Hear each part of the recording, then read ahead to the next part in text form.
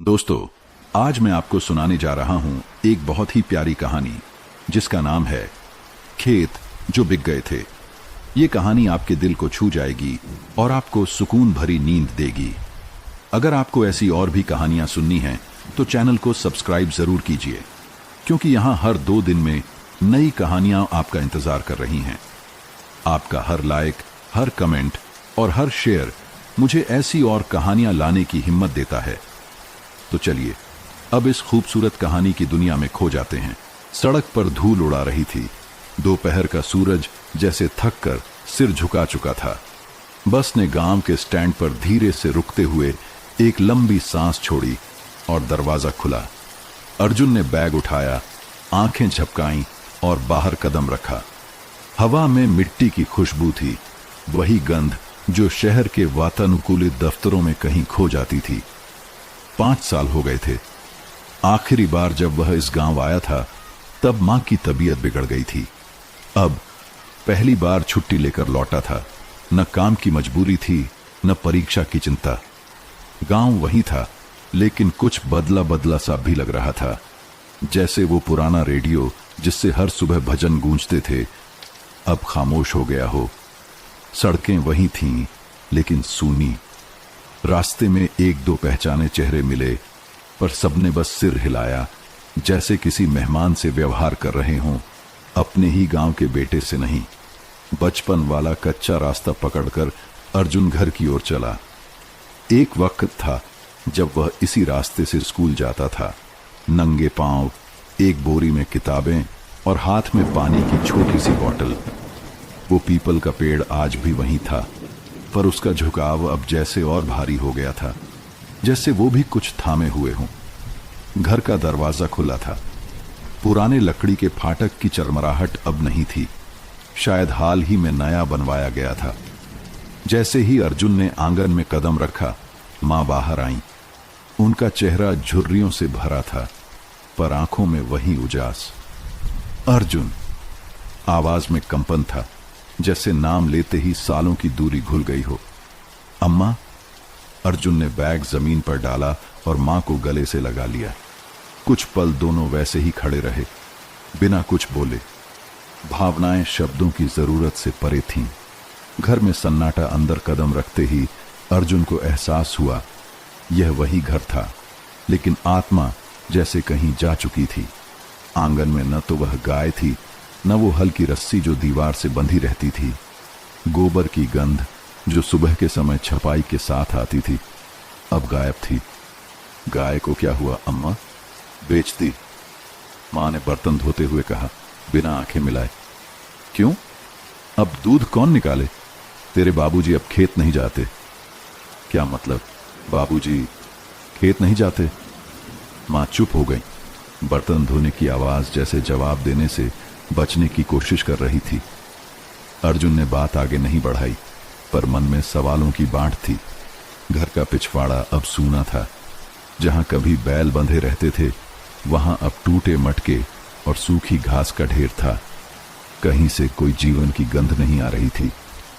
पिता की अनुपस्थिति शाम हो चुकी थी। मां ने बाजरे की रोटी और सरसों की चटनी रख दी थी। बाबूजी नहीं आए अभी तक? अर्जुन ने पूछा। वो बाहर बैठे होंगे, अर्जुन ने चौंक कर पूछा। बाहर? खेत पर? मां ने सिर झुका लिया। अब वहां कोई खेत नहीं बेटा, वो बेच दिए 2 साल पहले। वक्त जैसे थम गया हो। क्या? हाँ, जब तेरे बाबूजी बीमार पड़े थे, डॉक्टर ने बाहर ले जाने को कहा था। तेरे शहर में पढ़ाई का खर्चा भी चल रहा था। तो खेत बेच दिए? हाँ, मजबूरी थी बेटा। अर्जुन की सांसें रुकने लगी। बचपन के सारे दृश्य आंखों में तैरने लगे। खेतों में दौड़ना, पिता का हल चलाना, पहली बार बारिश में मिट्टी की सौंधी महक सूंघना। और अब कुछ भी नहीं। भूला हुआ अतीत लौटता है रात में। वह आंगन में चारपाई पर लेटा रहा, आंखें खुली थी। चांद की चांदनी बिखरी थी, लेकिन वह शांति नहीं दे रही थी, उल्टा बेचैनी बढ़ा रही थी। दूर कहीं उल्लू की आवाज आई, फिर सन्नाटा। उसने करवट बदली, आंखें बंद की, पर नींद नहीं आई। उसकी यादों में पिता का चेहरा था, मिट्टी से सना, धूप से काला पड़ा चेहरा, लेकिन आत्मा से चमकता हुआ। वह दिन याद आया जब अर्जुन ने पहली बार हल को छूकर कहा था, मैं भी खेत जोतूंगा बाबूजी। और बाबूजी ने हंसकर कहा था, पहले किताबें जोत बेटा, फिर धरती समझ में आएगी। किताबें जोत दी अर्जुन ने, इंजीनियर बना, नौकरी की, शहर में एक किराए का फ्लैट, 4 दीवारी, हफ्ते की मीटिंग। पर आज पहली बार समझ आया कि असली जमीन तो पीछे छूट गई थी। अगली सुबह का संकल्प, सुबह की पहली किरणों के साथ अर्जुन जागा। चाय पीते हुए मां को देखा, उनका चेहरा थका हुआ था, पर आंखों में राहत थी, जैसे बेटे का लौटना ही अब खेत जैसा लगता हो। अम्मा, खेत किससे बेचे?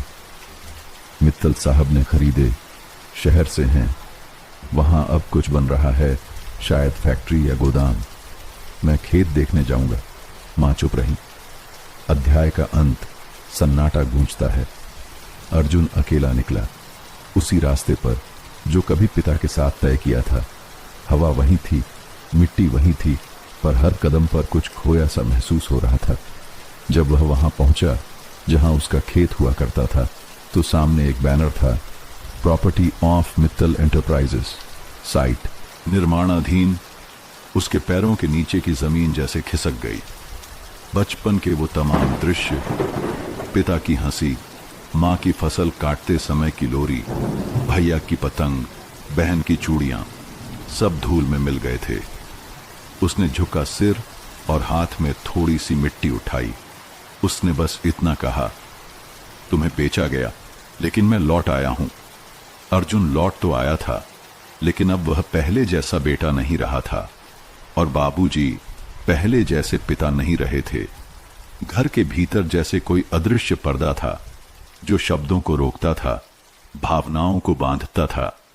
शाम के वक्त जब मां ने बताया कि बाबूजी अब पेड़ के नीचे ही बैठे रहते हैं, अर्जुन बिना बोले बाहर चला गया। आंगन पार करके बाईं तरफ की वो पगडंडी पकड़ ली जो बगीचे तक जाती थी। वही पुराना नीम का पेड़ जिसकी छाया में गर्मियों की दोपहरें बिताई थीं, और उसी छांव में बैठे थे बाबूजी, चुप, स्थिर और जैसे किसी और जमीन पर। उनके चेहरे पर वो कठोरता नहीं थी जो अर्जुन को याद थी। अब वहां थकान थी और कुछ हद तक खालीपन। प्रणाम बाबूजी, अर्जुन ने धीरे से कहा। बाबूजी ने सिर घुमाया, आंखों में हल्की चमक आई, लेकिन होंठ नहीं हिले। कैसे हैं आप? ठीक। एक छोटा सा उत्तर, जैसे भाषा अब बोझ हो गई हो। अर्जुन बैठ गया उनके पास। दोनों के बीच कुछ मीटर की दूरी थी, पर असल दूरी ज्यादा थी। 5 साल, बेचे गए खेत और टूटे हुए संवाद। बातचीत जो कभी नहीं हुई। मां ने बताया, खेत बेच दिया आपने। बाबूजी ने कुछ नहीं कहा।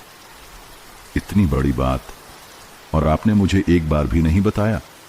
बाबूजी ने नीम के पत्तों की ओर देखा। उस वक्त खेत से ज्यादा तेरा भविष्य जरूरी था। पर वो खेत ही तो हमारी जड़ थे बाबूजी। आप मुझे क्या दे रहे थे, और क्या ले लिया आपने खुद से? बाबूजी की आंखें भर आईं, पर आवाज कठोर रही।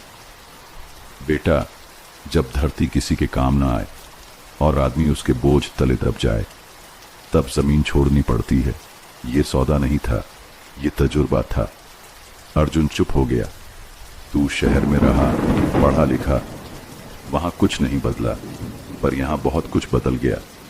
गांव अब वैसा नहीं रहा, हम भी नहीं। गांव का बदला चेहरा अर्जुन उस शाम गांव की गलियों में निकला। पहले जिन लोगों के साथ वो बचपन में गिल्ली डंडा खेलता था, वे अब मजदूर बन गए थे। कुछ वही मित्तल की साइट पर काम कर रहे थे। बचपन का मित्र ललित अब शराब बेचता था। खेतों की जगह टिन के शेड खड़े हो रहे थे। पंचायत घर के पास भीड़ थी, किसी जमीन विवाद को लेकर। अर्जुन कुछ देर खड़ा रहा, फिर आगे बढ़ गया। ये वो गांव नहीं था जहां हर घर से रोटी की खुशबू आती थी। अब हर कोना जैसे किसी अधूरी बात को कहने की कोशिश कर रहा था। पिता की कहानी। अगली सुबह अर्जुन फिर बाबूजी के पास गया। आपका सपना क्या था बाबूजी? बाबूजी मुस्कुराए, एक थकी हुई मुस्कान। सपना, वो तो तू था। नहीं, मैं जानना चाहता हूं, कभी सोचा था कि खेत छोड़ देंगे? कभी नहीं। तो फिर? जब तू अस्पताल में था दिल्ली में, डॉक्टर ने कहा था वक़्त नहीं है, पैसा बहुत चाहिए। तेरी मां ने कुछ कहा नहीं, पर मैं उसकी आंखों में डर देख रहा था। हमने सब कुछ लगा दिया था, सब कुछ। आपने मुझसे क्यों नहीं कहा? कहता तो क्या करता तू? पढ़ाई छोड़ता, नौकरी छोड़ता? शायद।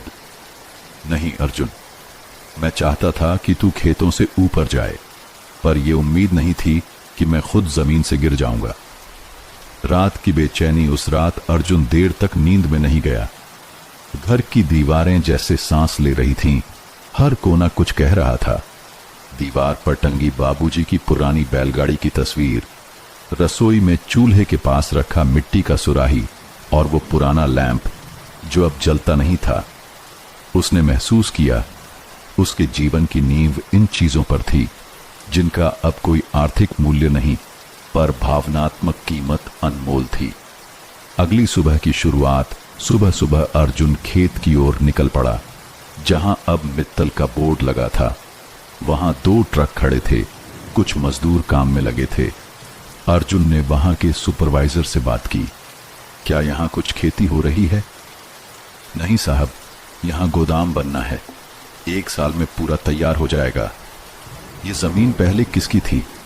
किसी श्री हरिराम की, बुजुर्ग किसान, पर उन्होंने बेच दी। अर्जुन ने अपना गुस्सा पी लिया। वह कुछ नहीं बोला, बस मुट्ठी में मिट्टी भरकर धीरे से सूंघा। बाबूजी और बेटे के बीच एक मौन समझौता। शाम को जब अर्जुन लौटकर आया तो बाबूजी फिर उसी नीम के नीचे थे। मैं जाना चाहता हूं उस जमीन पर। बाबूजी। क्यों? मुझे वहां कुछ बोना है। अब वहां फैक्ट्री बनेगी बेटा, खेती नहीं। फिर किसी और जगह, कहीं भी, लेकिन अब मैं खेत छोड़ नहीं सकता।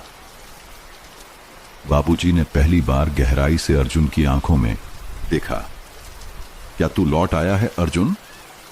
हां बाबूजी, अब मैं वहीं हूं जहां आपकी जड़ें थीं। बाबूजी की आंखें भर आईं और वर्षों की चुप्पियां पहली बार कुछ कहने लगी। अर्जुन के भीतर अब कोई संशय नहीं बचा था।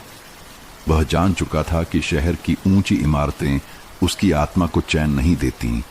उसकी सांसें तो उस जमीन से जुड़ी थीं जहां पिता की उंगलियों ने हल पकड़ा था, मां ने धूप में धान सुखाया था और वह खुद मिट्टी में खेला था। लेकिन अब उस मिट्टी का मालिक वह नहीं था। एक सुबह वह अकेले उस जगह पर गया जहां उसका बचपन बसा था। अब वहां बैनर था, Mittal enterprises future storage hub. जहां कभी गेहूं की बालियां लहराया करती थीं, अब वहां बुलडोजर खड़े थे, लोहे की संरचनाएं बनी थीं और जमीन की छाती फटी हुई थी। यादों की दरारें। अर्जुन वहीं जमीन पर बैठ गया, बिल्कुल उसी जगह जहां कभी उसने पहली बार मिट्टी में बीज डाला था। याद आया उसे कैसे पिता ने उसे हाथ पकड़कर हल चलवाया था।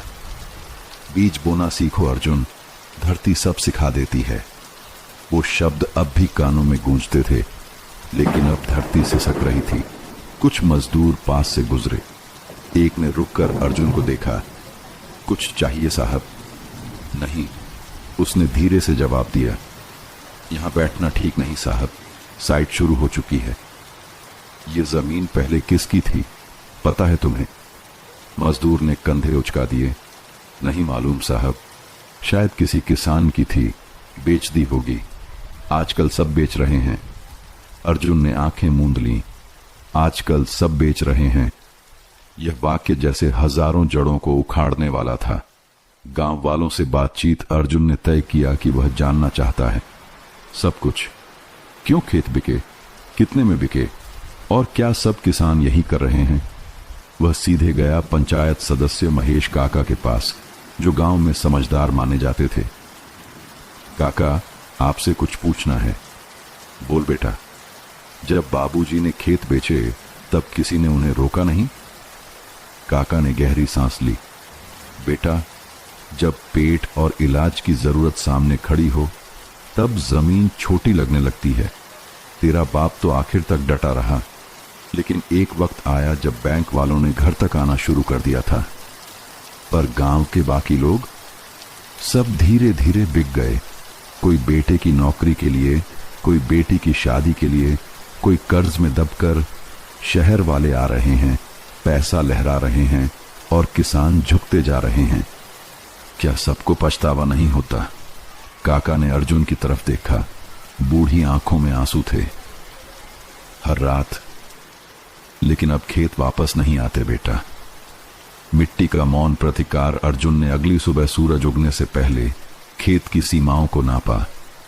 वह देखना चाहता था कि अब कितना हिस्सा बचा है। कहीं कोई कोना तो बचा होगा जो अब भी जिंदा हो। एक किनारे एक छोटी सी जगह दिखी। वहां कुछ घास उग आई थी और मिट्टी अब भी नम थी। उसने वहीं बैठकर हाथ से मिट्टी को कुरेदा। तुम बिक गई, पर क्या तुम्हारी आत्मा भी चली गई? उसने बुदबुदाया। उत्तर में एक ठंडी हवा चली, जैसे जमीन ने कहा हो, मैं यही हूं, लेकिन कोई बीज बोने वाला नहीं बचा। मित्तल से मुलाकात। उस दिन अर्जुन ने मित्तल कंपनी के साइट मैनेजर से मिलने का फैसला किया। मैं इस जमीन के असली मालिक का बेटा हूं, उसने कहा। साइट मैनेजर ने कुछ फाइलें उलटी पलटी। हरिराम जी? हाँ, उनका नाम है पुराने रिकॉर्ड में। अब यह जमीन लीगल ट्रांसफर हो चुकी है। मुझे मालूम है, मैं बस जानना चाहता हूं, क्या आप पूरी जमीन इस्तेमाल कर रहे हैं? फिलहाल तो 70% पर ही काम है, बाकी का हिस्सा फ्यूचर प्लान में है। क्या मैं वह बचा हुआ हिस्सा 1 साल के लिए किराए पर ले सकता हूं? मैनेजर ने भौंचक होकर अर्जुन को देखा। आप क्या करना चाहते हैं वहां? खेती। खेती? उसने हंस दिया। कौन करता है खेती अब? मैं करूंगा। नया बीज, मन में और धरती में 1 हफ्ते की बातचीत और कागजी कार्यवाही के बाद अर्जुन ने आधिकारिक रूप से वह बेकार छोड़ी गई जमीन 1 साल के लिए किराए पर ले ली। कोई और होता तो वहां दुकान खोलता, गोदाम बनवाता। पर अर्जुन ने बीज खरीदे, हंसिया खरीदा और मिट्टी की तैयारी शुरू की। गांव में हलचल हुई। लोग बात करने लगे, शहर से लौटा बेटा खेती कर रहा है। पढ़ लिख के बैल बना क्या? लेकिन अर्जुन को फर्क नहीं पड़ा। उसके पास था एक छोटी सी जमीन, कुछ उधार लिए बीज और वो मिट्टी जो अब भी पहचानती थी उसे। बाबूजी की आंखों में आश्चर्य। एक सुबह बाबूजी उस जमीन पर पहुंचे। अर्जुन हल में जुटा हुआ था, अकेला लेकिन पूरे मन से। बाबूजी दूर खड़े रहे, फिर धीरे धीरे पास आए। उन्होंने मिट्टी को हाथ में लिया। नमी थी, वही महक। तू फिर लौट आया? उन्होंने पूछा। नहीं बाबूजी, मैं अब यहीं रहूंगा। बाबूजी की आंखें भर आईं, पर मुस्कुराहट आई। कई सालों बाद। बचपन की यादें किसी पुराने संदूक जैसी होती हैं। जब एक बार खोली जाती है तो हर तरह से कोई नई परत, कोई भूला हुआ गंध, कोई बासी सी हंसी बाहर आती है। अर्जुन जब खेत में काम से थक कर लौटता तो रात की नीरवता में ये संदूक अपने आप खुल जाता। उसे याद आने लगे वे दिन जब वह मां की साड़ी पकड़कर खेतों में दौड़ता था, जब पिता का कंधा ही ऊंचाई का मापदंड हुआ करता था, जब एक ताजा कटी फसल की गंध से पेट नहीं, आत्मा भरती थी। पहली फसल और पहला सपना 5 साल का रहा होगा अर्जुन, जब उसने पहली बार खेत में बीज अपने हाथ से बोया था। पिता ने हंसते हुए कहा था, अब तू भी किसान हुआ रे? अर्जुन ने मासूमियत से पूछा, बाबूजी, किसान मतलब क्या? पिता ने मिट्टी की एक मुट्ठी उठाई और कहा, किसान वो जो इस मिट्टी से रिश्ता रखे, जो सींचे, जो रोपे, जो इंतजार करे और जब फसल आए तो सबसे पहले बांटे। अर्जुन तब नहीं समझ पाया था, लेकिन आज जब वह खुद उसी मिट्टी को सींच रहा था, उसे वो हर बात समझ आने लगी थी। मां की लोरी, खेत की धूप। मां हमेशा खेत के काम में हाथ बटाती थी, पर उनके काम में एक गाना चलता था, एक मीठी लय। चाहे वह फसल काट रही हो या गेहूं के ढेर को साफ कर रही हो, उनके होठों पर कोई न कोई लोरी होती। धूप में पका अंगूर, धरती माँ का जेवर, बेटा खाए प्यार से, जीवन बने सुगंध भर। अर्जुन की आंखें उस गाने की धुन से भर आती। जब धूप बहुत तेज होती, माँ एक गीला अंगोछा उसे ओढ़ा देती और कहती, मिट्टी तप रही है बेटा, पर तू तपे मत, तू तो फूल है अभी, अब, आज। वही अर्जुन तपती धरती में खुद पसीना बहा रहा था। माँ की ओढ़ाई हुई परछाई अब सिर पर नहीं थी, पर उसकी आत्मा पर थी।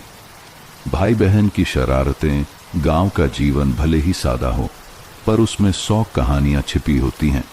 अर्जुन की बड़ी बहन सुनीता उससे 2 साल बड़ी थी, पर हमेशा मां बनकर आदेश देती।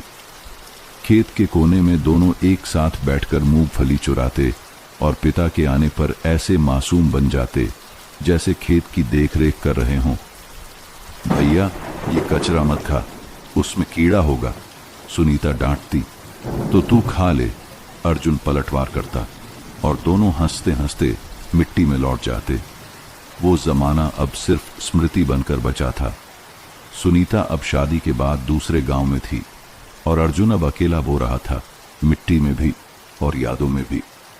बाबूजी की सख्ती और नरमियां पिता हमेशा कठोर दिखते थे, कम बोलते थे, ज्यादा काम करते थे, लेकिन अर्जुन जानता था उनके कठोर हाथों के नीचे एक नरम दिल धड़कता था। जब अर्जुन को पहली बार बुखार हुआ था, पिता ने पूरी रात उसके सिर पर पट्टी रखी थी और सुबह जब ताप कम हुआ तो बोले, अब ठीक हो गया, चलो खेत में हल उठाओ। वो उनका प्यार था, शब्दों में नहीं, कर्मों में। आज अर्जुन जब खेत में काम करता तो हर हल्की लकीर में उसे पिता की छाया नजर आती। उनके पांवों की दिशा, उनके उठते झुकते कंधों की आदत, सब जैसे अर्जुन के भीतर जीवित थे। पहली बारिश और मिट्टी की महक, बचपन में पहली बारिश हमेशा त्योहार होती थी। माँ आंगन धोती, बच्चे मिट्टी में नंगे पांव दौड़ते और बाबा आकाश की ओर देखकर कहते, धरती की प्यास बुझी। अर्जुन को वो पहली बारिश याद आई जब वह कीचड़ में गिर पड़ा था और फिर जमीन से उठते हुए कहा था, मैं भी किसान बनूंगा। पिता ने तब मुस्कुराकर कहा था, तो आज से तू भी मिट्टी वाला लड़का हो गया। अब जब अर्जुन कीचड़ में खुद गिरता था, वो हंसी याद आती और फिर वो एक बीज की तरह खुद को फिर रोक देता। स्मृतियों का बोझ। इन दिनों अर्जुन हर रात एक डायरी में कुछ लिखता। शायद वह जानता था कि जो जमीन छूटी थी उसे अब शब्दों में ही सहेजा जा सकता है।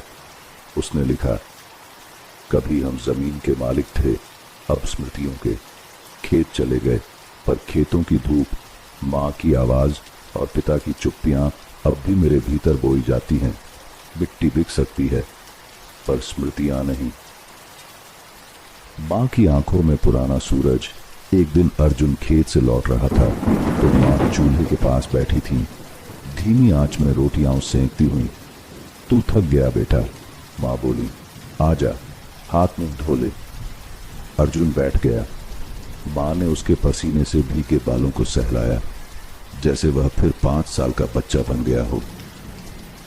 जब तू छोटा था ना अर्जुन, तेरी मुस्कान से ही लगता था कि फसल अच्छी होगी।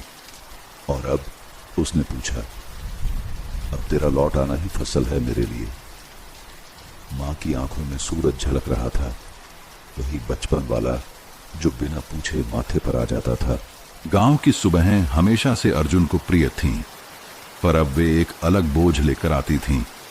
हर सूरज के साथ एक नया सत्य उगता और हर बीते दिन के साथ पुराना सपना झरता।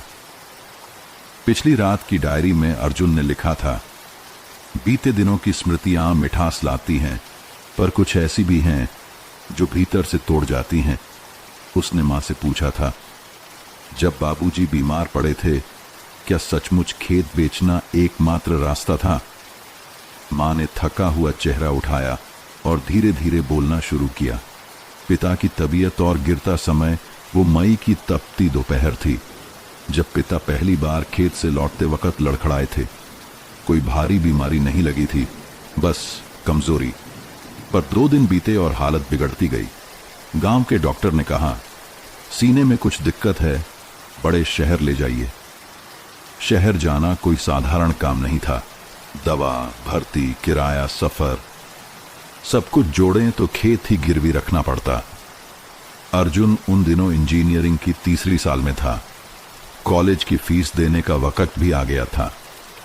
मां ने अपने सारे जेवर पहले ही गिरवी रख दिए थे, बेटी की शादी के लिए जो रखे थे। पिता ने कहा था, अगर जमीन न बेची तो दोनों चीजें डूबेंगी, मेरा इलाज और बच्चे की पढ़ाई। हम क्या करें? मां ने रोते हुए कहा। पिता ने बहुत देर सोचकर उत्तर दिया था, जमीन फिर से खरीदी जा सकती है बेटा, अगर गिर गया तो वो सपना ही खत्म हो जाएगा। कर्ज का कुचक्र साहूकार राम बाबू की दुकान के बाहर हमेशा चारपाई बिछी रहती थी, वहीं बैठकर वो खेत गिरवी लेने के सौदे करता था। उसने कहा था, हरिराम जी, आपके जैसे ईमानदार किसान अब कम रह गए हैं, पर क्या करें, बाजार भाव सब बदल गए हैं। फिर धीरे से जोड़ा, 2 बीघा जमीन की कीमत 2 लाख, बाकी कागज की औपचारिकता मैं खुद करवा दूंगा। पिता ने आखिरी बार जमीन को देखा था, जैसे विदाई से पहले बेटी को देखता है कोई, और फिर दस्तखत कर दिए। शहर की अस्पताल वाली रातें अर्जुन को तब बताया गया जब पिता दिल्ली अस्पताल में भर्ती थे। मां ने फोन किया था, बेटा सब ठीक है, पर कुछ पैसों की जरूरत है। अर्जुन ने छुट्टी ली, अस्पताल पहुंचा और पहली बार देखा कि उसका मजबूत पिता एक अस्पताल के बिस्तर पर थका, चुप और खोया हुआ बैठा था। कैसे हो बाबूजी? अब भी तेरा ही चेहरा देखता हूं, उन्होंने धीरे से कहा। अर्जुन समझ नहीं पाया कि यह प्यार था या अपराध बोध। अस्पताल के बिल, दवा की लाइन, खून की रिपोर्ट और साथ में मां की फटी हुई साड़ी सब बता रहे थे कि परिवार ने सब कुछ दांव पर लगा दिया था। फीस या फसल? कॉलेज में फीस जमा करने की आखिरी तारीख आ गई थी। अर्जुन को एहसास था, या तो वो अपने भविष्य को बचाए या घर लौटे और जमीन को। उसी शाम मां ने कहा था, बेटा हम चाहते हैं तू पढ़ाई पूरी करे, बाकी हम देख लेंगे। अर्जुन की आंखें भर आईं, पर वह मजबूरी से आंखें चुराकर लौट गया। उसे नहीं पता था कि उसी हफ्ते आखिरी खेत भी बिक जाएगा और बचपन का वो सपना जिसकी जड़ें गहरी थीं, किसी और की मुट्ठी में चली जाएगी। मां का मौन बलिदान, किसी ने मां की कहानी नहीं पूछी। उन्होंने चुपचाप सब सहा। उन्होंने अपनी चूड़ियां बेची, शादी का जोड़ा गिरवी रखा और खुद बिना दवा के कई रातें काटी। एक रात अर्जुन ने मां से पूछा, आपने बताया क्यों नहीं? मां बोली, अगर बता देती तो तू पढ़ाई छोड़ देता, और मैं नहीं चाहती थी कि मेरा बेटा भी मेरी तरह आधे रास्ते में रुक जाए। उनके शब्दों में वह सारा संघर्ष था जो वर्षों की चुप्पियों में गूंथा गया था। गांव की प्रतिक्रिया और अलगाव। जब गांव वालों को पता चला कि हरिराम जी ने खेत बेचे हैं, कुछ ने सहानुभूति दी, कुछ ने ताना मारा। देखो, पढ़ाई का चस्का भी महंगा पड़ता है, किसान का बेटा भी अब खेती नहीं करेगा तो किससे उम्मीद रखें? पिता ने कुछ नहीं कहा, लेकिन उन्होंने अपने पुराने बैलों को अपने हाथों से विदा किया। वह दिन अर्जुन की स्मृति में जिंदा था, जब बैल को ले जाने वाला उसे खींच रहा था और पिता उसके सींगों को सहला रहे थे, जैसे कोई पुराना सैनिक अपना हथियार छोड़ रहा हो। बेटा या अपराधी? आज जब अर्जुन खेत में खुद हल चला रहा था, उसकी आत्मा कांप उठी। क्या मेरी पढ़ाई, मेरे सपने बाबूजी की जमीन से ज्यादा जरूरी थे? पर उसके भीतर से एक उत्तर आया, तेरा होना ही अब खेत की वापसी है। पिता ने जो खोया, मां ने जो सहा, वह सब अर्जुन को इस मोड़ पर लाने के लिए था। खाली आंगन, भरी आत्मा। उस रात अर्जुन आंगन में बैठा था, चुपचाप। पिता उसके पास आकर बैठे। तेरी पढ़ाई बहुत कीमती थी बेटा, पर जमीन उससे भी कीमती थी बाबूजी। पिता ने हल्की मुस्कान दी। अब वो फिर तेरे हाथ में है। अर्जुन ने सिर झुका लिया। क्या जमीन मुझे माफ करेगी बाबूजी? पिता ने मिट्टी की एक मुट्ठी उठाई, अर्जुन के हाथ में रखी। जब बीज बोता है किसान, तब धरती कुछ नहीं कहती, सिर्फ अपनाती है। तू बोना शुरू कर, माफी खुद मिल जाएगी। गांव की औरतें बोलती कम हैं, लेकिन सहती बहुत हैं। उनका दुख गीतों में नहीं होता, वह उन चुप्पियों में होता है जो वे रोटियां बेलते समय भीतर निगल जाती हैं। अर्जुन की मां सरस्वती देवी भी उन्हीं में से थीं। जब पिता की पीठ झुकने लगी और अर्जुन दूर शहर की ओर निकल गया, तब उस घर की नींव को किसी ने संभाला, तो वो थी मां। आज जब अर्जुन खेत से लौटता, मां वहीं खपरेल के नीचे बैठी होती, हाथ में चूल्हे की लकड़ियां और आंखों में पुरानी लपटें।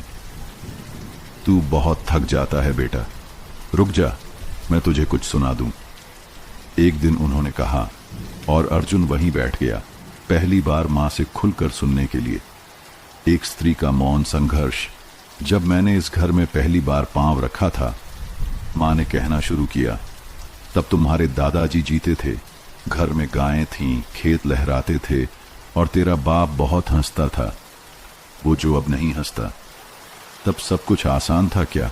अर्जुन ने पूछा। नहीं, पर तब सबके चेहरों पर एक भरोसा था, वो भरोसा जो मिट्टी में होता है कि आज अगर बोए हैं तो कल फसल जरूर आएगी। मां का स्वर धीमा लेकिन दृढ़ था। मैं सुबह 4 बजे उठती थी, सबसे पहले गोबर उठाती, फिर पानी खींचती, फिर हल्दी चूने से आंगन लीपती, इसके बाद चूल्हा जलाती, तेरा टिफिन बनाती और खेत पर भागती। कोई नहीं कहता था थक गई होगी, पर मुझे शिकायत नहीं थी, क्योंकि वो जमाना, वो जमीन मेरी थी। माँ और खेत का रिश्ता। तेरे बाबूजी खेत में जो बोते, मैं उसी के सपने बुनती। माँ ने यादों की एक और परत खोली। तेरी बहन जब पेट में थी, मैं 9वें महीने तक खेतों में काम करती थी। मुझे लगता था कि बेटी की हड्डियों में मिट्टी की ताकत होगी। और थी? अर्जुन ने हल्के से मुस्कुराकर पूछा। हाँ थी, देख तो सही कैसी सब संभालती है अब अपने घर को। माँ की आंखों में चमक आ गई थी, फिर एक क्षण को चुप हो गई। लेकिन जब खेत बिके अर्जुन, तो मैं उस दिन पहली बार टूटी थी। खेत की आखिरी विदाई, वो दिन मुझे अब भी याद है। माँ की आंखें अब नम थीं। तेरे बाबूजी ने कहा जरूरी है, तो मैंने कुछ नहीं कहा। पर उस दिन मैंने आंगन नहीं लीपा, चूल्हा नहीं जलाया, क्योंकि ऐसा लगा कि घर की आत्मा ही खींच ली गई हो। मैंने उस शाम उस खेत की मिट्टी उठाकर माथे से लगाई, जैसे कोई स्त्री सुहाग का सिंदूर उठाती है, और फिर वहीं बैठकर घंटों रोई। अर्जुन की आंखें भी भर आईं। उसे पहली बार एहसास हुआ कि खेत बेचना सिर्फ एक आर्थिक निर्णय नहीं था, वह एक स्त्री की आत्मा को बेचने जैसा था। अकेलेपन की चुप दीवारें। जब तू शहर चला गया, बहन की शादी हो गई, बाबूजी बीमार पड़ गए, तब घर में बस मैं रह गई थी। दीवारें बोलती नहीं, लेकिन उनके रंग फीके हो गए थे। मैं खुद से बातें करती थी बेटा, पुराने लौटों से, खिड़की की सलाखों से, चूल्हे की राख से। कभी कभी तेरा बचपन आवाज देता था, माँ पानी दो, और मैं सचमुच लौटा भर कर लाती थी, पर वहां कोई नहीं होता था। अर्जुन अब माँ की गोद में सिर रख चुका था, जैसे बचपन में रखता था। आप बहुत अकेली रही माँ, और मैंने कुछ नहीं देखा। देखा बेटा, लेकिन दूर से। पर अब जब तू लौट आया है, लगता है सब लौट आया है। जमीन फिर से हरी होगी। अर्जुन ने माँ से कहा, मैं फिर से बोऊंगा एक एक बीज। जैसे आपने अपने आंसू छुपा लिए थे, वैसे ही मैं उम्मीद बो दूंगा। माँ ने उसका हाथ पकड़ा। तेरा हाथ अब तेरे बाबूजी जैसा लगता है, और मुझे विश्वास है मिट्टी तुझे अपनाएगी। माँ की खामोश सीख। अर्जुन ने माँ से आखिरी सवाल पूछा, आपने इतना कुछ कैसे सह लिया माँ? माँ मुस्कुराई, क्योंकि मैं खेत की बेटी हूं, जो सहती है पर टूटती नहीं, जो बिना आवाज के सींचती है पर नाम किसी और का होता है। गांव की सुबहें अब अर्जुन को जगाती नहीं थीं। वो खुद सूरज से पहले जागने लगा था। जीवन में पहली बार उसने जाना कि शांति कोई आवाज नहीं, बल्कि एक धीमी गति है, मिट्टी से उठती, सांसों में घुलती और आत्मा तक पहुंचती। पर फिर भी एक हिस्सा अब भी शहर की धूल में अटका था, वही हिस्सा जिसने कभी पिज्जा खाकर गांव की रोटियों को पुराना समझा था, जिसने एयर कंडीशनर के आगे बैठकर बंसी बजाने वालों को मूर्ख माना था। और वही हिस्सा अब सवाल पूछता था, क्या मैं सच में गांव का हो सका हूं? शहर का झूठा स्वर्ग कुछ महीने पहले की ही बात थी। अर्जुन दिल्ली के एक प्रतिष्ठित टेक्नोलॉजी फर्म में काम करता था। चमकदार बिल्डिंगें, ऊंची तनख्वाह, एसी ऑफिस, फॉर्मल कपड़े और वर्क फॉर होम के विकल्प। लेकिन उस सारी व्यवस्था में एक चीज हमेशा गायब थी, जड़ें। उसका दिन ईमेल से शुरू होता था और स्लाइड प्रेजेंटेशन पर खत्म। Client satisfaction, deadline, module upgrade शब्द थे पर अर्थ नहीं। लंच के समय वह बालकनी में खड़ा होकर सोचा करता, क्या बाबूजी अब भी खेत में होते हैं? क्या मां ने चूल्हे पर रोटी सेंकी होगी?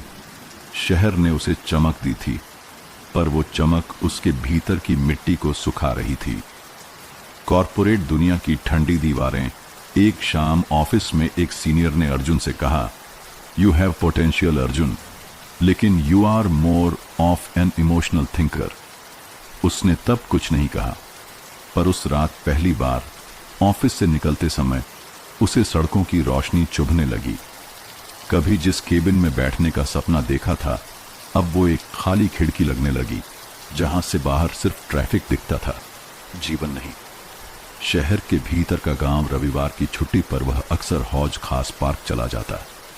वहां एक बूढ़ा माली पेड़ों को पानी देता था। अर्जुन उससे अक्सर बातें करता। कहां से हो बाबा? हरदोई, यूपी से। कभी खेत थे। अब पोते मोबाइल बेचते हैं। अर्जुन चुप हो गया। एक दिन माली ने अर्जुन से कहा, बाबूजी, ये पेड़ जिनको मैं पानी देता हूं, ये मेरी जड़ें हैं।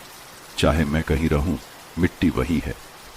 अर्जुन को उस दिन पहली बार लगा, वो भी किसी जड़ से कटा हुआ पत्ता बन रहा है। लौटने का फैसला, बाबूजी की तबीयत की खबर आई तो अर्जुन भागा नहीं, लौटा। वो फ्लाइट नहीं थी, वापसी थी। शहर की सब सुविधाएं पीछे छूट गईं और उसने अपनी आत्मा की आवाज सुनी। कॉर्पोरेट बॉस ने कहा, are you sure your career is at stake?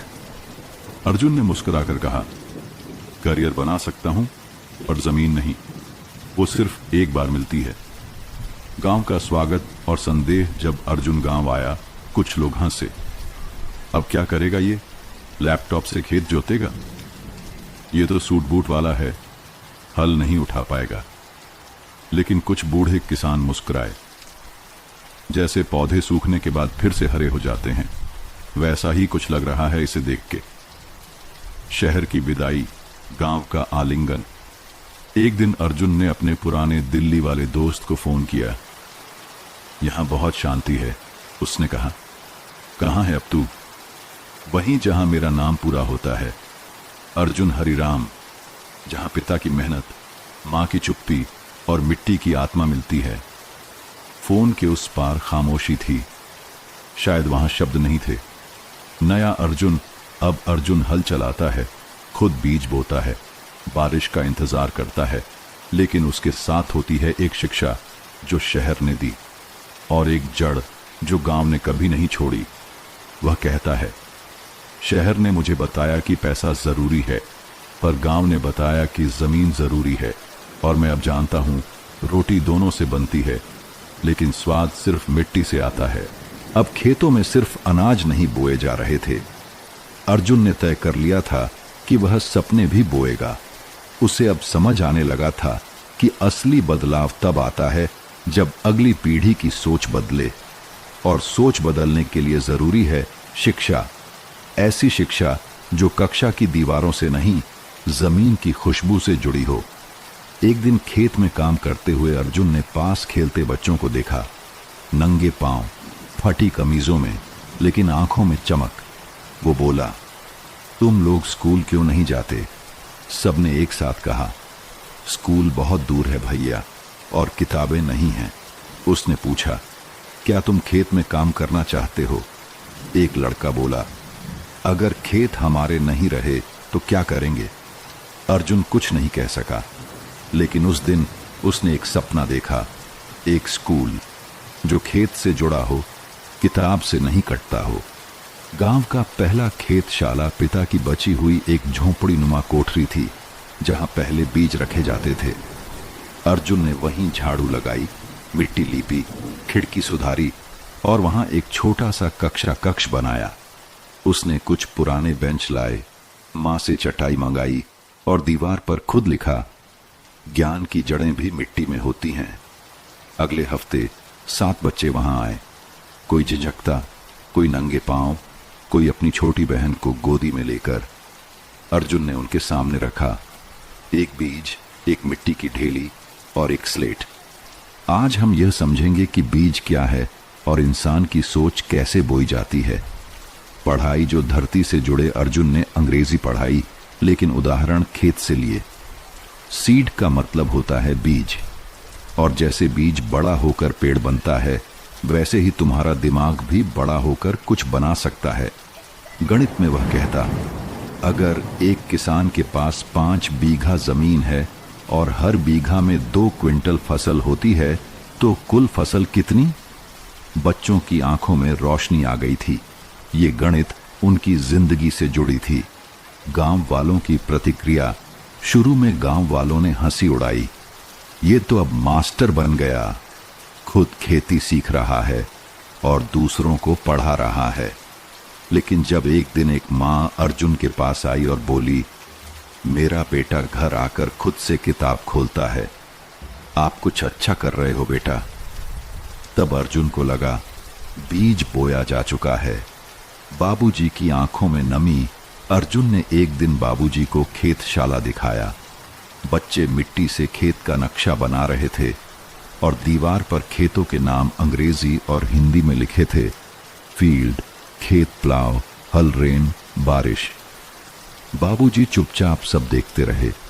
जब एक बच्चा उनके पैर छूकर बोला, दादाजी, आप जैसे लोग ही हमें खेतों की इज्जत सिखा सकते हैं। बाबूजी की आंखें भीग गईं। हम तो सोचते थे कि खेत बेचकर सब खत्म हो गया, पर तूने साबित किया कि बीज फिर भी बचा रह सकता है। शहर से वापसी और मदद। अर्जुन ने अपने पुराने दिल्ली के दोस्तों से संपर्क किया। मैं गांव में बच्चों को पढ़ा रहा हूं, तुम्हारे पास पुरानी किताबें हों तो भेज देना। कुछ दिनों बाद एक ट्रक आया, किताबों, पेंसिलों और कपड़ों से भरा हुआ। गांव की गलियां जैसे त्योहार की तरह खिल गईं। बच्चों ने पहली बार रंगीन किताबें देखीं और एक ने कहा, भैया, इसमें खेत नहीं है। अर्जुन ने हंसते हुए कहा, हम अपने खेत खुद बनाएंगे इसमें। बीज का वादा। एक शाम अर्जुन ने बच्चों से कहा, एक दिन आएगा जब तुम में से कोई अफसर बनेगा, कोई वैज्ञानिक, कोई शिक्षक, लेकिन एक वादा करना, जहां भी रहो अपनी मिट्टी मत भूलना। सबने मिलकर कहा, वादा। मां का आशीर्वाद। मां ने उस दिन अर्जुन के माथे पर हाथ रखा। तू तो खेत में बीज बोने गया था बेटा, और अब आत्माओं में उम्मीद बो रहा है। अर्जुन मुस्कुराया। आपने सिखाया है मां, बिना शोर किए भी बड़ी बातें की जा सकती हैं। गांव में अब कुछ बदलने लगा था। बच्चों की आंखों में सपने थे। खेत की पगडंडियों पर नई उम्मीदें बोई जा रही थीं। अर्जुन सोच रहा था कि अब सब कुछ धीरे धीरे ठीक हो रहा है, लेकिन जमीन की शांति कभी स्थायी नहीं होती। एक दिन गांव की चौपाल पर अचानक खबर आई, मित्तल कंपनी फिर से आई है। इस बार वे सिर्फ बचे हुए खेत नहीं, स्कूल के पास की जमीन और मंदिर के पीछे वाला छोटा जंगल भी खरीदना चाहते थे। साजिश की शुरुआत अर्जुन को इस बार किसी ने सीधे नहीं बताया। उसने खुद देखा, कुछ एजेंट गांव के बुजुर्गों से बातचीत कर रहे थे। अब खेती में कुछ नहीं बचा बाबूजी, ये कंपनी गोदाम बनाएगी, बिजली लाएगी, नौकरी देगी, आपको क्या चाहिए बस बताइए। बुजुर्ग दुविधा में थे। हमारी जमीनें अब बांझ हो गई हैं, बच्चे तो शहर चले गए हैं, अगर कुछ मिल जाए तो बुरा क्या है। लेकिन अर्जुन जानता था, ये सौदे सिर्फ जमीन के नहीं होते, आत्मा के होते हैं। पंचायत की बैठक गांव में एक आपात पंचायत बुलाई गई। अर्जुन खड़ा हुआ और बोला, मैं जानता हूं पैसा जरूरी है, लेकिन सोचिए, जब ये कंपनी स्कूल के पास गोदाम बनाएगी, बच्चे कहां खेलेंगे? जब जंगल काटा जाएगा, हम बारिश के लिए किससे प्रार्थना करेंगे? पंचायत प्रमुख ने पूछा, तो तेरा सुझाव क्या है? जमीन को मत बेचिए, हम मिलकर सहकारी खेती शुरू करेंगे। मैं शहर से निवेश जुटा सकता हूं, हम अपना अन्न खुद बोएंगे और बाजार में सीधे बेचेंगे। गांव में सन्नाटा था। कंपनी की चालबाजी अर्जुन को चुप कराने के लिए कंपनी ने एक स्थानीय एजेंट को भेजा। देखिए अर्जुन बाबू, आप बहुत अच्छा कर रहे हैं, लेकिन ये आपका काम नहीं है। आप पढ़े लिखे हो, कहीं और जा सकते हो, हमें दिक्कत मत दो। अर्जुन मुस्कुराया। अगर जमीन की चिंता पढ़े लिखों को नहीं करनी चाहिए, तो फिर अनपढ़ों से कागजों पर दस्तखत क्यों करवाते हो? मां की सलाह। रात को अर्जुन मां के पास बैठा। मैं डरता हूं मां, क्या मैं इस लड़ाई को जीत सकूंगा? मां ने उसका सिर सहलाया। जब तू छोटा था, तूने कीचड़ में गिरने के बाद भी हल नहीं छोड़ा था। अब क्यों छोड़ेगा? क्योंकि अब सामने सिर्फ कीचड़ नहीं, पैसे वाले लोग हैं। बेटा, मिट्टी की शक्ति उन पैसों से बड़ी है जो जमीर से कटे होते हैं। गांव के युवा जागते हैं। अर्जुन ने अगली सुबह गांव के युवाओं की बैठक बुलाई। उसने समझाया कि अगर वे मिलकर अपने खेतों में जैविक खेती करें, प्रोडक्ट की ब्रांडिंग करें और डिजिटल प्लेटफॉर्म पर बिक्री करें, तो उन्हें किसी मित्तल की जरूरत नहीं। शिवा, जो पहले खेत से भाग चुका था, बोला, भैया, अगर आप साथ हो तो हम भी फिर से हल उठाएंगे। धरती की पुकार। अर्जुन और युवाओं ने खेत पर बोर्ड लगाया। यह जमीन बिकाऊ नहीं है, यह सपना है, यह भविष्य है। बच्चों ने मिट्टी से पोस्टर बनाए। हमें खेत चाहिए, गोदाम नहीं। मिट्टी नहीं बिकेगी, स्कूल नहीं हटेगा। गांव की औरतों ने भी अपनी चूड़ियां पकड़कर कहा, अब अगर हमारी जमीन छीनोगे तो आवाज उठेगी। पहले हम चुप थे, अब नहीं। कंपनी को जवाब जब मित्तल के लोग दोबारा गांव आए, उन्हें सामने सिर्फ अर्जुन नहीं मिला, पूरे गांव की आंखें मिली। पंचायत प्रमुख ने कहा, हमने तय कर लिया है, अब कोई खेत नहीं बिकेगा। कंपनी के एजेंट ने एक बार फिर लालच दिया, डराया, धमकाया। अर्जुन ने सिर्फ इतना कहा, यह गांव अब बिकाऊ नहीं है। जीत की शुरुआत। कंपनी लौट गई। गांव में एक सुकून छा गया, जैसे बारिश से पहले की हवा। अर्जुन ने बच्चों को फिर से पढ़ाया। आज का शब्द है स्वाभिमान। इसका मतलब है अपनी मिट्टी पर गर्व करना। बाबूजी की मुस्कान। रात को बाबूजी खाट पर लेटे थे। तेरी पढ़ाई अब समझ आई बेटा। तूने खेत बचाया है, लेकिन उससे पहले आत्मा बचाई है। अर्जुन ने उनका हाथ पकड़ा। आपने जमीन बोई थी बाबूजी, मैं सिर्फ उसकी जड़ें फिर से सींच रहा हूं। बारिश की पहली बूंद जब जमीन से टकराती है तो एक गंध उठती है, सिर्फ सूखी मिट्टी की नहीं, बल्कि हर उस सपने की जो वर्षों से सींचे जाने का इंतजार कर रहा होता है।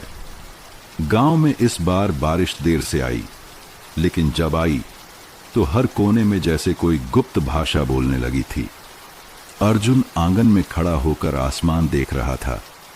मां चूल्हे के पास बैठी थीं और हल्की मुस्कान के साथ बोली, अब धरती को हंसते हुए देखना बेटा, उसका चेहरा खिलने वाला है। हरियाली का उत्सव। बारिश के 2 दिन बाद ही खेतों में हरियाली की चादर बिछ गई। गेहूं की नर्म पत्तियां मिट्टी से झांकने लगीं। धान की कतारें अब आकाश की ओर गर्दन उठाने लगीं। गांव के बच्चे खेतों के किनारे दौड़ते, कागज की नावें बहाते और हर पगडंडी पर कोई गीत गुनगुनाने लगता। अर्जुन अपने हल के पीछे चलता हुआ सिर्फ मेहनत नहीं कर रहा था, वह अपने अतीत को मिटाकर भविष्य उगा रहा था। शिक्षा और खेती की साझेदारी। अब स्कूल में सिर्फ किताबें नहीं पढ़ाई जाती थीं, बच्चों के लिए एक छोटा सा शिक्षा खेत भी बना दिया गया था। अर्जुन वहां खड़ा होकर बच्चों को समझाता, देखो, जैसे बीज को धूप, पानी और समय चाहिए, वैसे ही तुम्हें भी लगन, अभ्यास और धैर्य चाहिए। एक बच्चा हंसकर बोला, भैया, हम लोग तो खेत जैसे ही हो गए हैं। अर्जुन ने मुस्कुराते हुए जवाब दिया, और खेत कभी हार नहीं मानते।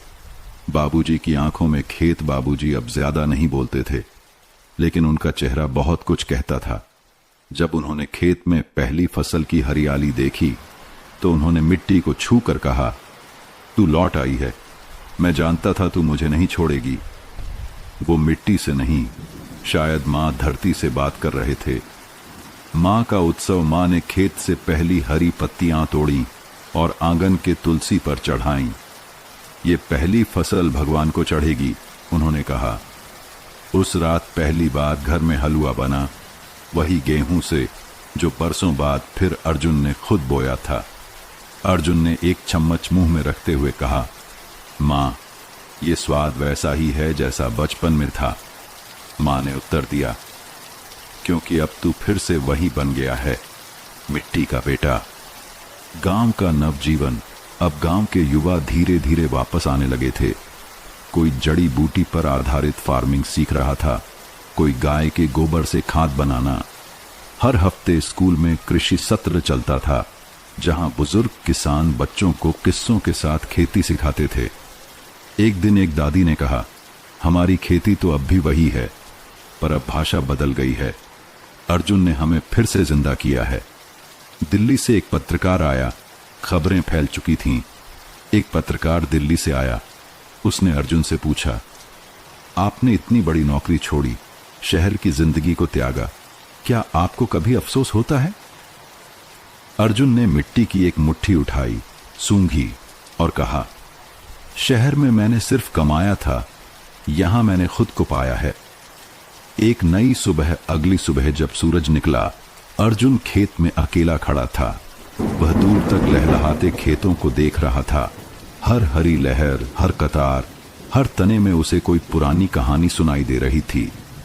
माँ, बाबूजी, बहन, गांव, स्कूल, खोया हुआ खेत और वह खुद, सब जैसे लौट आए थे।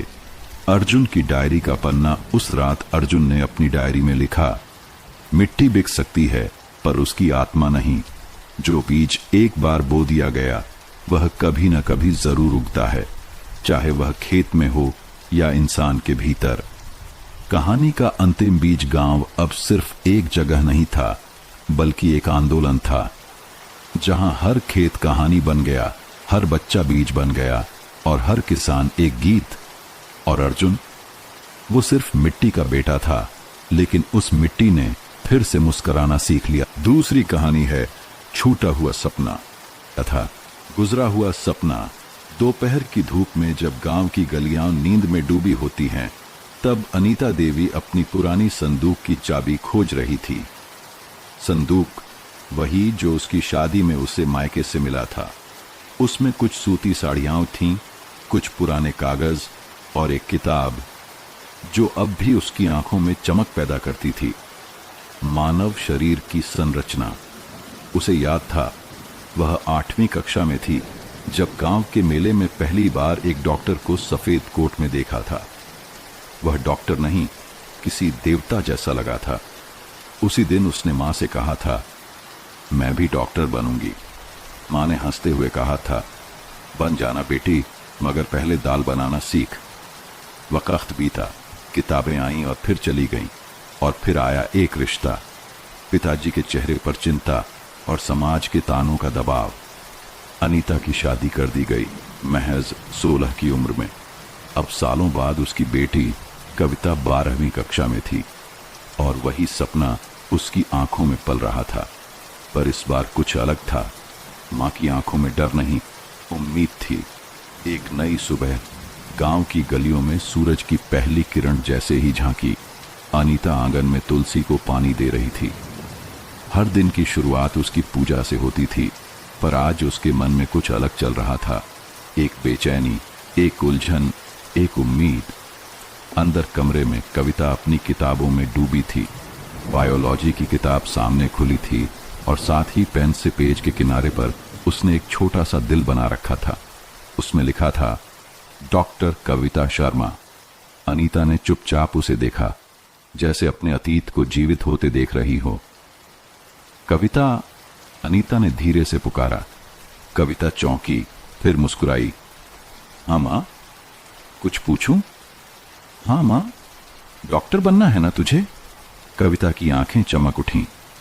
हाँ मां, बचपन से सपना है। पापा की तरह कोई और नहीं समझता, पर मैं जानती हूं कि आप समझती हो। अनीता का गला रूंध गया। वो चाहती थी कुछ कहे, कुछ बताए, पर उसकी आंखें पहले ही सब कुछ बोल चुकी थीं। पिछली पीढ़ी का घाव। रात को जब कविता पढ़ाई कर रही थी, अनीता की आंखें बंद थीं, लेकिन नींद कोसों दूर थी। यादें एक एक कर जैसे चलचित्र बन गईं। वो भी तो पढ़ाई में अव्वल थी। उसके गांव के मास्टर जी ने भी उसके पिता से कहा था, बिटिया को आगे भेजो, डॉक्टर बन सकती है। पर तब के जमाने में बेटियों के लिए सपने शादी के मंडप में दहेज के साथ दफन कर दिए जाते थे। उसने कई बार किताबों में खो जाने की कोशिश की, लेकिन ससुराल में उसे सिर्फ एक सुशील बहू की पहचान दी गई। बच्चे हुए, घर बना, जिम्मेदारियां आईं और सपना वहीं रह गया, छूटा हुआ सपना। अगले दिन अनीता खुद कविता को स्कूल छोड़ने आई। रास्ते में कई औरतें देख रही थीं, फुसफुसा रही थीं, अब बहू लड़कियों को पढ़ाने लगी है क्या? पर अनीता के कदम धीमे नहीं पड़े। स्कूल के बाहर कविता का सहपाठी रोहित खड़ा था, बाइक पर।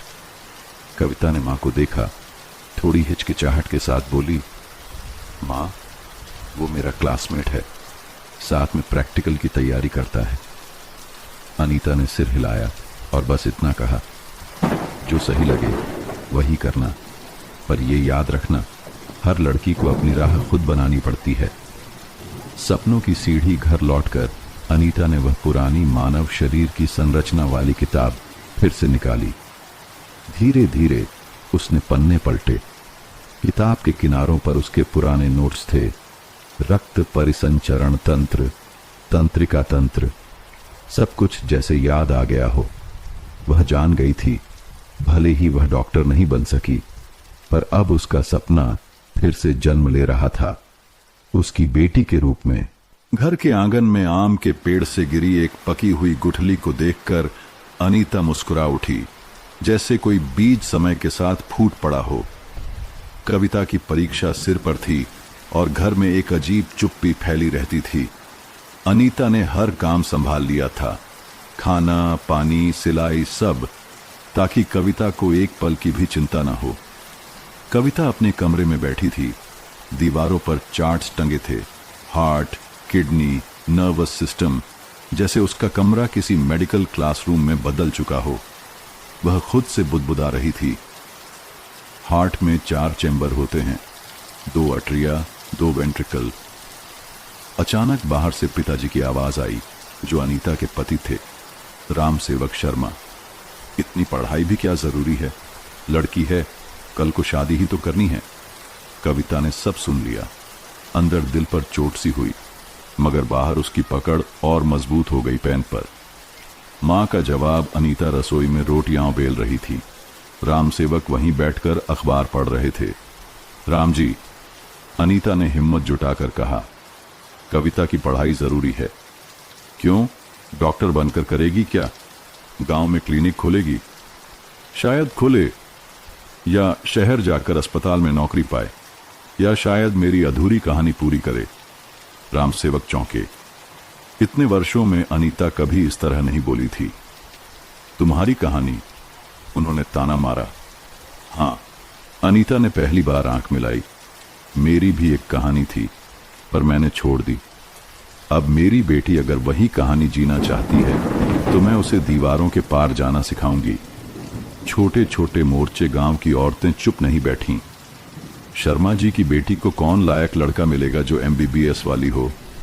इतनी पढ़ाई करा के शादी कौन करेगा उससे? कहीं कुछ उल्टा सीधा ना हो जाए। ये सब बातें चूल्हे के धुएं की तरह पूरे मोहल्ले में फैल चुकी थीं, पर कविता इन बातों को सुनते हुए भी शांत रही। उसने मां की आंखों में जो आग देखी थी, वही उसे ऊर्जा दे रही थी। इंटरमीडिएट की परीक्षा का पहला दिन अनीता ने उसके टिफिन में पराठे और गुड़ रखा। चुपचाप कविता के माथे पर हाथ रखा और बोली, सपनों को डराने मत देना, उन्हें उड़ने देना। कविता की आंखें भर आईं। उस दिन उसने पूरे आत्मविश्वास से पेपर दिया। हर उत्तर, हर शब्द मानो उसकी मां की खोई उम्मीदों को शब्द दे रहे हों। नया वादा। रात को जब परीक्षा का पहला दिन खत्म हुआ, कविता ने मां से पूछा, मां, तुम डॉक्टर क्यों नहीं बनी? अनीता ने सिरहाने रखी, वही पुरानी किताब उठाई और बोली, क्योंकि तब मुझे किसी ने नहीं कहा था कि मैं बन सकती हूं। कविता ने मां का हाथ थाम लिया। अब हम मिलकर बनाएंगे एक नई कहानी, मेरी भी और तुम्हारी भी। परिणाम की दहलीज। परीक्षा के दिन तो बीत गए थे, लेकिन अब घर में हर सुबह एक बेचैनी सी होती थी। रिजल्ट कब आएगा? कविता चुप रहती, पढ़ाई जारी रखती, और अनीता हर सुबह अखबार में बोर्ड की साइट की खबर खोजती रहती। घर में सब सामान्य था, पर एक असामान्य ऊर्जा बह रही थी। पड़ोसी की जलन पास वाली चाची ममता देवी एक दिन आकर ताना दे गईं, अरे अनीता बहन, बहुत बड़ा सपना देख रही हो बेटी के लिए, लेकिन ये सब बड़े लोगों के बस की बात होती है। हमारे जैसे गांव के लोग तो बस रोटी चूल्हा देखें, यही ठीक है। अनीता ने मुस्कुराकर जवाब दिया, हाँ चाची, रोटी चूल्हा भी जरूरी है, लेकिन सपना देखना भी रोटी जितना ही जरूरी होता है। बिना सपना देखे रोटी भी बेस्वाद लगती है। ममता देवी बौखलाकर चली गईं, लेकिन कविता ने सब सुन लिया था। वह मां के शब्दों को भीतर तक महसूस कर रही थी। रिजल्ट का दिन सुबह से ही इंटरनेट कैफे पर लाइन लगी थी। गांव में कई बच्चों के रिजल्ट आने थे। कविता और अनीता भी पहुंची। वहां लड़कों की भीड़ थी और एक कंप्यूटर स्क्रीन। सबकी आंखें उस पर टिकी थीं। जब उसका रोल नंबर डाला गया, रिजल्ट पास्ड विद डिस्टिंक्शन 91.4%। एक क्षण को सब रुक गया। फिर तालियां बजीं। कुछ लड़कों ने बधाई दी, कुछ ने जलन से मुंह फेर लिया। कविता ने मां की ओर देखा। अनीता की आंखों में आंसू थे, लेकिन इस बार वो आंसू हार के नहीं, जीत के थे। सपनों की परीक्षा रात को घर में पूजा हुई, मिठाइयां बांटी गईं, लेकिन असली लड़ाई तो अब शुरू होनी थी। मेडिकल एंट्रेंस एग्जाम की तैयारी। रामसेवक अब भी चुप थे। उन्होंने साफ ना नहीं कहा, लेकिन समर्थन भी नहीं दिया। अनीता ने फैसला किया, शहर के कोचिंग सेंटर में दाखिला कराना होगा। रामसेवक चौंके, शहर? लड़की अकेली शहर में रहेगी? नहीं, अनीता बोली, मैं जाऊंगी उसके साथ और काम भी ढूंढ लूंगी। एक नई जमीन की ओर अगले हफ्ते मां बेटी पटना पहुंची। किराए पर एक छोटा कमरा लिया गया। कोचिंग सेंटर में दाखिला हुआ। अनीता ने पास के एक हॉस्पिटल में नर्सिंग असिस्टेंट का काम पकड़ लिया। कम वेतन, लेकिन सम्मानजनक। हर सुबह मां जल्दी उठती, खाना बनाती, काम पर जाती। कविता खुद कोचिंग जाती, क्लास नोट्स बनाती, मॉडल टेस्ट देती। दोनों अपने अपने मोर्चे पर लड़ रही थीं। संघर्ष के फूल। एक रात कविता ने मां से पूछा, मां, तुम थकती नहीं? अनीता ने मुस्कुराकर कहा, थकती हूं, पर तेरी उम्मीद मुझे आराम देती है। कांपते आत्मविश्वास की लौ पटना की गलियों में अब कविता को रास्ता पहचान में आने लगा था। लेकिन मेडिकल कोचिंग के क्लासरूम में बैठते ही वह खुद को सबसे छोटा महसूस करती। वहां लड़के लड़कियां बड़े शहरों से आए थे, अंग्रेजी में धारा प्रवाह, अपने कॉन्सेप्ट्स में तेज, आत्मविश्वास में भरे हुए। एक दिन क्लास में जब टीचर ने पूछा, who can explain the function of hypothalamus, पूरे क्लास में एक सन्नाटा था। कविता जवाब जानती थी, लेकिन हाथ नहीं उठा सकी। क्लास खत्म होने पर एक लड़की, रिया, जो दिल्ली से थी, बोली, तुम गांव से आई हो ना, लगता है तुम्हारे लिए यह सब थोड़ा मुश्किल है। वह मुस्कुराई, पर कविता के अंदर कुछ टूट गया। मां की गोद में टूटा हुआ मन। रात को वह किताबें लिए बैठे बैठे रोने लगी। मां, मुझसे नहीं होगा, वो सब बहुत आगे हैं। मैं तो बोल ही नहीं पाती ठीक से। अनीता ने उसके सिर पर हाथ फेरा और धीरे से कहा, बेटा, बांस का पौधा जब उगता है तो पहले 4 साल तक ऊपर नहीं दिखता, लेकिन 5वें साल वो अचानक 20 फीट ऊंचा हो जाता है। तू भी वैसे ही है, जड़ें मजबूत कर रही है, ऊंचाई तो निश्चित है। कविता मां की गोद में सिर रखकर सो गई, वही गोद जिसमें कभी अनीता का खुद का टूटा सपना भी सो गया था। असली लड़ाई खुद से अगले दिन कविता फिर कोचिंग गई। क्लास में टीचर ने जब सवाल पूछा, उसने पहली बार हाथ उठाया। सवाल था, what is the main function of insulin. उसकी आवाज धीमी थी लेकिन सही। टीचर ने कहा, करेक्ट, वेल डन। कक्षा में हल्की सी तालियां भी बजीं। उस दिन कविता देर तक लाइब्रेरी में पढ़ती रही। उसने एक लिस्ट बनाई, हर हफ्ते एक नया चैप्टर मजबूत करना है, अंग्रेजी में एक पैराग्राफ रोज बोलना है, खुद से डरना छोड़ना है, मां की दुनिया। उधर अनीता भी हॉस्पिटल में नर्सिंग सहायिका के रूप में काम कर रही थी। वहां उसे रोज मरीजों के खून, दर्द और आंसुओं से दो चार होना पड़ता। एक दिन एक बुजुर्ग महिला ने उसका हाथ पकड़कर कहा, तुम बहुत अच्छे से पट्टी बांधती हो बेटी, क्या तुम डॉक्टर हो? अनीता की आंखों में नमी आ गई। उसने मुस्कुराकर कहा, नहीं, लेकिन मेरी बेटी डॉक्टर बनेगी। स्वप्न से संकल्प तक रात को कविता ने मां से कहा, मां, आज टीचर ने मेरी तारीफ की, मुझे लगा कि मैं कर सकती हूं। अनीता ने उसके कंधे पर हाथ रखा और बोली, अब तू नहीं, हम कर सकते हैं। कसौटी की घड़ी अब पटना में 3 महीने हो चुके थे। कविता की पढ़ाई तेज चल रही थी। हर रविवार मॉक टेस्ट होता और उसके नंबर धीरे धीरे बेहतर हो रहे थे। पर घर से आती एक चिट्ठी ने सब कुछ झकझोर दिया। गांव में बारिश से फसल बर्बाद हो गई थी। राम सेवक की दुकान में भी नुकसान हुआ था और अब उनकी उम्मीद थी कि बेटी घर लौट आए, खर्चे कम हो, शादी की बात शुरू हो। गांव से आई आवाजें चिट्ठी में लिखा था, बेटी, अब बहुत पढ़ाई हो गई, तुम्हारी उम्र शादी लायक है। लड़की का कर्तव्य सिर्फ करियर नहीं होता, घर की इज्जत भी देखनी होती है। हमने जितना बन पड़ा किया, अब हमारी सीमा है। कविता ने वो चिट्ठी मां को दिखा दी। अनीता चुप रही, जैसे पत्थर बन गई हो। फिर धीरे से बोली, तेरे दादाजी ने भी मेरे लिए यही लिखा था और मैंने जवाब नहीं दिया था। इस बार हम जवाब देंगे। आर्थिक तूफान, किराया बाकी था, हॉस्टल की फीस चढ़ रही थी, कोचिंग की एक किस्त और देनी थी। अनीता ने हॉस्पिटल से अतिरिक्त शिफ्ट लेना शुरू किया। सुबह 6 से शाम 6 तक काम करने लगी। एक रात बेहोश होकर गिर गई।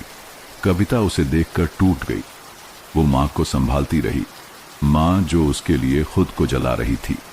कविता का संकल्प, अगली सुबह वह मां के पास बैठी और बोली, अब तुम्हें और नहीं झेलना पड़ेगा। मैं एक प्राइवेट ट्यूटर की जॉब करूंगी शाम में, और अगर जरूरत हुई तो ऑनलाइन मेडिकल कंटेंट लिखने का काम भी करूंगी। अनीता ने कहा, पर तेरी पढ़ाई?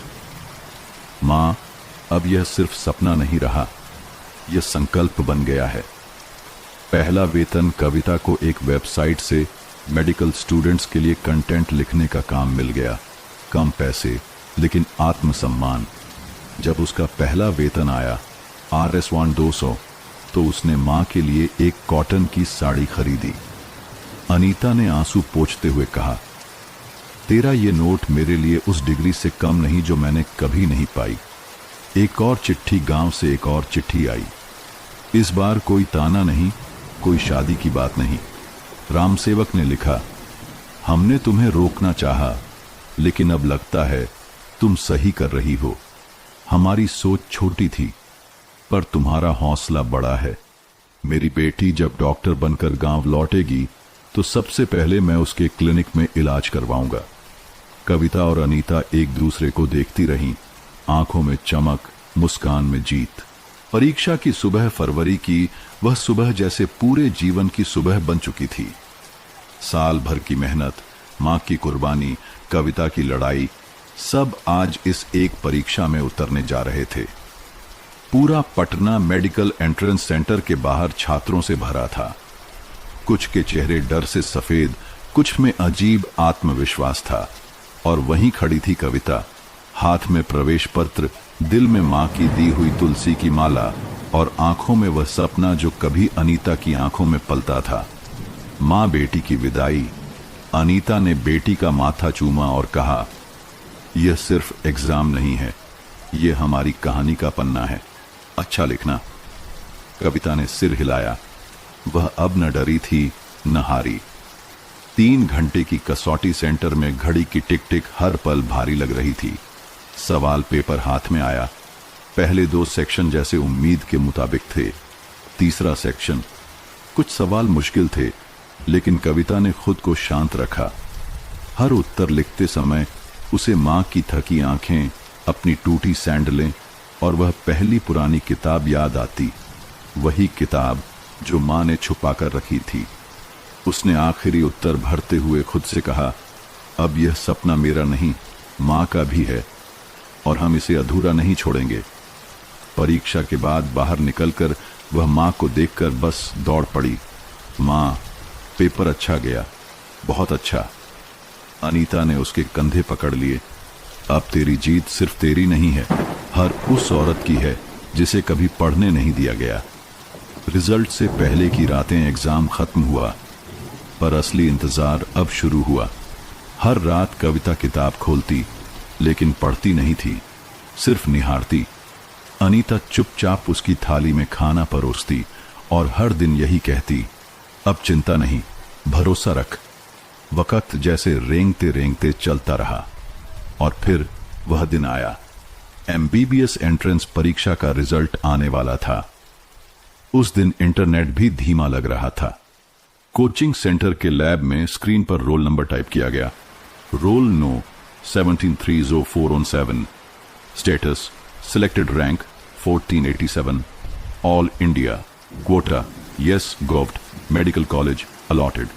कविता ने स्क्रीन को 2 बार पढ़ा, फिर मां की ओर देखा, दौड़ पड़ी और मां के पैरों में गिर पड़ी। मां, हम जीत गए। घर की छत पर नीला आसमान। उस रात पटना की छत पर मां और बेटी लेटे हुए थे। अनीता ने कहा, मैं डॉक्टर नहीं बन सकी, लेकिन मेरी कोख से जो सपना निकला वह अब इलाज करेगा।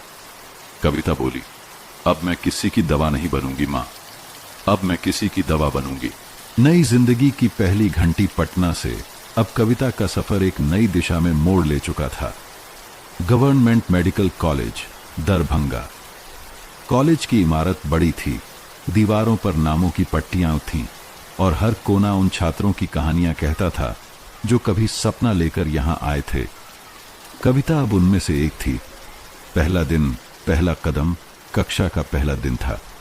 वह सामने बैठे प्रोफेसर को देख रही थी जो एनाटॉमी पढ़ा रहे थे। आप सब अब भविष्य के डॉक्टर हैं, याद रखें, एक डॉक्टर सिर्फ शरीर नहीं, आत्मा का भी इलाज करता है। कविता ने सिर झुका लिया। उसे लगा ये बात सीधे उसके दिल तक पहुंची। क्लास के बाद सब छात्र एक दूसरे से मिल रहे थे। वहीं एक लड़की, श्वेता, कविता के पास आई। तुम कविता शर्मा हो ना? बहुत सुना है तुम्हारे बारे में। गांव से आकर ये सब करना आसान नहीं होता। तुम इंस्पिरेशन हो। कविता मुस्कुरा दी। पहली बार उसे लगा वह अब सिर्फ एक छात्रा नहीं रही। अनीता का बदला हुआ सपना। उधर अनीता अब गांव लौट आई थी, लेकिन इस बार वह वही सास बहू वाली अनीता नहीं थी। अब वह गांव की लड़कियों को इकट्ठा करती थी, उन्हें पढ़ने के लिए प्रेरित करती थी। उसने पंचायत भवन में महिलाओं की पहली शिक्षा सभा शुरू की। ममता चाची, जो पहले ताने देती थीं, अब खुद अपनी पोती का दाखिला प्राइवेट स्कूल में करवा रही थीं। अनीता अब सिर्फ मां नहीं, एक बीज बन चुकी थी जो बदलाव को जन्म दे रहा था। कॉलेज की रातें, मां की चिट्ठियां। कविता हॉस्टल में देर रात तक पढ़ती और मां की चिट्ठियां पढ़ती। एक चिट्ठी में मां ने लिखा, बेटा, अब जब तू दूसरों का इलाज करेगी तो ध्यान रखना, हर औरत सिर्फ मरीज नहीं होती, कई बार वो खुद भी डॉक्टर होती है, बस उसे कभी पहचान नहीं मिली। एक और सपना। कॉलेज के एक इवेंट में कविता को मेडिकल समाज सेवा अभियान में शामिल किया गया। उसे अब गांव-गांव जाकर लोगों को स्वास्थ्य शिक्षा देनी थी। पहली बार वह अपने ही गांव पहुंची, डॉक्टर की कोट में, स्टेथोस्कोप के साथ। गांव के लोग हैरान थे, भावुक भी, और रामसेवक पिता सामने आकर बोले, आज मेरी बेटी नहीं, मेरी गुरु आई है। अनीता की आंखों में पूर्णता। अनीता ने जब बेटी को क्लिनिक में बैठे देखा तो कहा, अब कोई लड़की ये न कहे कि उसका सपना अधूरा रह गया। फिर से बोया गया सपना, अंतिम भाग, अब से 5 साल बाद। दरभंगा मेडिकल कॉलेज से कविता शर्मा MBBS की डिग्री लेकर निकली, पूरे राज्य में अव्वल रहने वाली छात्रा बनकर। गांव में ढोल नगाड़ों के साथ उसका स्वागत हुआ। जिस गांव ने एक समय कहा था, लड़की पढ़कर क्या करेगी, उसी गांव ने अब कहा, ये हमारी बेटी है, हमारी डॉक्टर बिटिया। एक नई शुरुआत, छूटा हुआ सपना, अभियान। कविता ने अपने पहले वेतन से कुछ नहीं खरीदा, न फोन न कपड़े। उसने उस पैसे से गांव में एक छोटी सी लाइब्रेरी खोली, नाम रखा छूटा हुआ सपना। यह सिर्फ एक लाइब्रेरी नहीं थी, यह एक केंद्र था जहां गांव की लड़कियां आकर पढ़ सकती थीं। महिलाओं को हेल्थ और हाइजीन पर सेशंस मिलते थे, और सबसे बड़ी बात, सपने देखने की अनुमति मिलती थी। अनीता वहां बैठती थीं, चाय बनाती थीं, कहानियां सुनाती थीं, अपनी, कविता की और उन औरतों की जिनके सपनों को कभी आवाज नहीं मिली। एक शाम एक नई लड़की, एक दिन एक 13 साल की लड़की आरती आई। वह कह रही थी, मुझे भी डॉक्टर बनना है, पर पापा कह रहे हैं कि 6ठी के बाद स्कूल बंद। कविता ने उसके सिर पर हाथ रखा और कहा, छूटा हुआ सपना अब नहीं छूटेगा, अब यह एक और कहानी बनेगा, तेरी। अनीता ने मुस्कुराकर कहा, हर अधूरा सपना किसी और के सपने में पूरा होता है, अंत की नहीं, पुनर्जन्म की शुरुआत। एक पुराने संदूक में अब भी वह मानव शरीर की संरचना वाली किताब रखी थी, लेकिन अब वह बंद नहीं थी। उसके चारों ओर और किताबें जुड़ चुकी थीं। कविता ने वो किताब आरती को थमाई और कहा, यह किताब कभी मेरी मां की थी, फिर मेरी हुई, अब तेरी है। आरती ने पूछा, इसमें क्या है? कविता बोली, एक सपना जो कभी छूटा था, अब तेरे हाथों से पूरा होगा, समाप्त नहीं। शुरुआत गांव की गली में। अब शाम को जब लड़कियां साइकिल से स्कूल जाती हैं तो लोग सिर हिलाते नहीं, तालियां बजाते हैं। अनीता चौपाल में बैठी होती हैं और गांव की औरतें अब उनसे पूछती हैं, दीदी, हमारी बेटियां भी पढ़ सकती हैं ना? और अनीता हर बार एक ही बात कहती हैं, बेटियां सिर्फ जन्म नहीं देती, वो सपनों को भी जन्म देती हैं, और अब कोई सपना अधूरा नहीं रहेगा।